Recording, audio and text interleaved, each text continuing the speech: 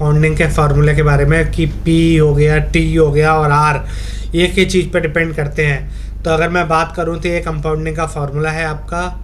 तो इसमें ये आपका ये जो आपका फार्मूला है, इसमें कौन सी चीज़ किस पे डिपेंड करती है। अगर मैं बात करूँ पी की, तो पी डिपेंड करती है कि कितना अमाउंट आप सेव कर रहे हैं, एंटायर अमाउंट आप कितना सेव कर रहे हैं, कितना इन्वेस्टमेंट कर रहे हैं, वो आपकी पी पे डिपेंड करता है कि आप कितना प्रिंसिपल किसी फंड के अंदर डाल रहे हैं और कितना आप सेव करेंगे, वही डालेंगे। स्पेशली टी आपका डिपेंड करता है कि आप कितने लंबे समय के लिए डाल रहे हैं, how long you are going to stay in that mutual fund house it's like of that fund you are buying, it's depend on that only.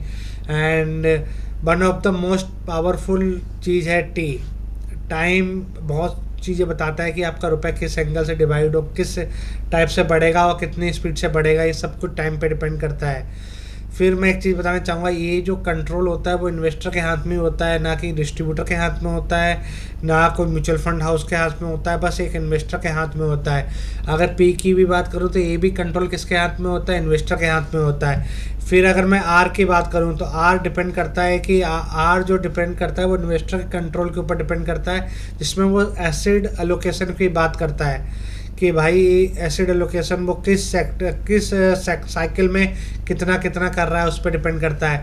फिर इकोनॉमी की बात कर लूँ, कॉर्पोरेट की बात कर लूँ या मार्केट परफॉर्मेंस की बात कर लूँ, तो ये किसी की कंट्रोल में नहीं है भाई। कभी मार्केट ऊपर जाएगा, कभी नीचे जाएगा, ये कंस्टेंट में ऊपर चलता रहेगा। तो ये किसी की कंट्रोल में नहीं है कि ये कैसा क्या होगा, तो इसलिए।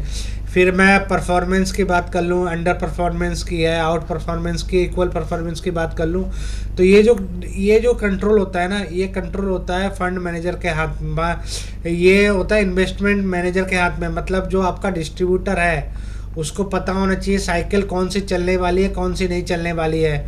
उसको नॉलेज होनी चाहिए साइकिल्स के, कौन से म्यूचुअल फंड कौन सी साइकिल में चलेगा, कौन सा चल सकता है, अच्छा परफॉर्म कर सकता है। तो ये सब आपको है ना एक अच्छे खासे डिस्ट्रीब्यूटर से लेना चाहिए। कभी भी आप लेते हैं ना, तो जिस बंदे के पास नॉलेज है, फंड को समझता है, उस बंदे से आपको हमेशा बाय करना चाहिए।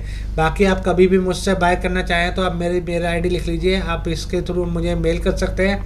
इस पर मैं आपको गाइड कर दूंगा कि आपको कौन सा फ़ंड लेना चाहिए और किस मात्रा में लेना चाहिए।